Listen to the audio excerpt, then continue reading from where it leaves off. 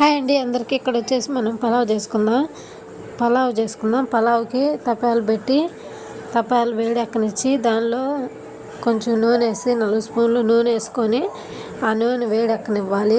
బాగా నూనె పోసి బాగా నూనె కాగనివ్వాలి. కాగనిచ్చి దానిలో బాగా కాగిపోవాలి. బాగా కాగి పొగలు వస్తూ ఉన్నాయి.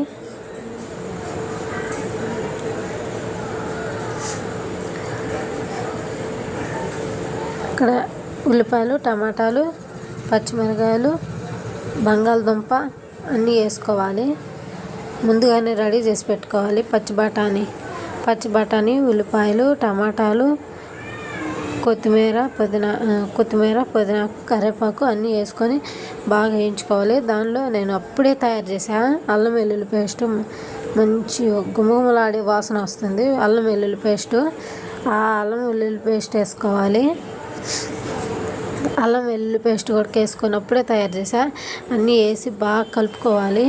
అవన్నీ ఫ్రై అయిందాక కలుపుకుంటే బాగా అల్లం వెల్లుల్లి పేస్ట్ పచ్చి వాసన పోయిందాక వేయించుకున్నామంటే మంచి సువాసన వస్తుంది. హై ఫ్లేమ్లో మంట పెట్టుకొని మనం దగ్గరుండి వేయించుకుంటుండాలి మాడకుండా.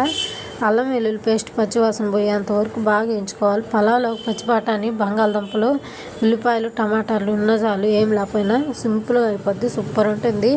పలావ్ మాత్రం మొత్తం కుక్ అయిపోవాలా, బాగా ఉడికిపోవాలి. అట్లా బాగా ఉడికిపోయి మనకి అడుగు అంటినా కానీ పర్లేదు. ఎందుకంటే మనం ఎసురు పోసుకుంటాం కదా పలావ్ బియ్యానికి. అందుకని ఎసురు పోసేపాటికి అడుగు అంటుకుందంతా కూడా కూడిద్ది.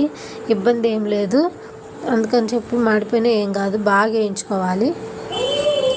బాగా వేయించుకొని అవి మొత్తం వేగిపోయి అంతా వేగిపోయిన తర్వాత నేను దేనితో అయితే బియ్యం తీసుకున్నా దాంతో 1కి 1.5 వాటర్ పోసుకుంటా. బాస్మతి రైస్ మనం ముందుగానే పక్కన కడిగి పెట్టుకోవాలి.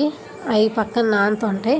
ఇక్కడ వచ్చేసి 1కి 1.5 వాటర్ పోసుకోవాలి. ఒక డబ్బా మనం బియ్యం పోసుకున్నామంటే ఇప్పుడు సపోజ్ గలాస్ ఉంది, గలాస్తో పోసుకున్నాం అనుకో బియ్యం, దాంతో 1.5 వాటర్ పోసుకోవాలి. అట్లా 1కి 1.5 పోసుకొని అవి ఆగంగానే వాటర్ 1కి 1.5 పోసేసుకొని కలుపుకోవాలి.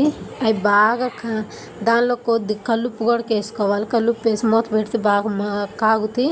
ఇక్కడ వచ్చేసి బాస్మతి రైస్ నేను కడిగి పక్కన పెట్టాను అని చెప్పాను కదా, కడిగి పక్కన పెట్టేసుకోవాలి. అట్లా ఇక్కడ వచ్చేసి మూత పెట్టి ఒక 5 నిమిషాలు ఉంచితే బాగా సలసల మరుగుతాయి.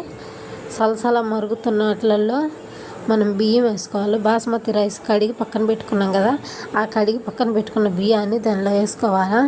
ఎంతో సింపుల్, ఏం లేకపోయినా తొందరగా 5 నిమిషాలలో అయిపోయే పలావు. పిల్లలు ఎంతో ఇష్టంగా తింటారు. పెద్దవాళ్ళు చిన్న పిల్లలు ఎంతో ఇష్టంగా తింటారు. ఇలా ఏమైనా చేసుకుంటే సింపుల్గా అయిపోద్ది, తొందరగా అయిపోద్ది. బియ్యం అన్నీ కడిగి పెట్టుకున్న బియ్యం మొత్తం పోసేసుకోవాలి. పలావ్ మాత్రం సూపర్ ఉంటుంది. సూపర్ టేస్ట్ ఉంటుంది. చేస్తుంటేనే గుమగుమలాడిపోతుంది. అసలు మంచి వాసనతో అల్లం వెల్లుల్లి పేస్ట్ మనం ఇంట్లోనే తయారు చేసుకున్నామంటే సూపర్ ఉంటుంది. దేనిలో వేసుకున్నా కానీ. ఇంకా బియ్యం అన్నీ వేసేసుకున్నాం కదా, బాగా కలుపుకొని గెండ తీసేసి మూత పెట్టుకొని కాసేపు ఉడకనిచ్చి తర్వాత మూత తీసి ఇంకొకసారి కలుపుకొని, ఎక్కువసేపు తిప్పకూడదు, కలిపేసుకొని మనం మూత పెట్టుకొని సిమ్లో పెట్టుకున్నామంటే సిమ్లో పెట్టుకుని ఒక బరువు అయింది ఏదో ఒకటి ప్లేట్ మీద పెట్టేసి ఉంచుకున్నామంటే ఒక 5 నిమిషాలు మగ్గిపోద్ది. చివరికి ఇలా వచ్చేసిద్ది. పైన కొంచెం 1 స్పూన్ నెయ్యి వేసుకొని దించేసుకుంటే సూపర్ ఉంటుంది.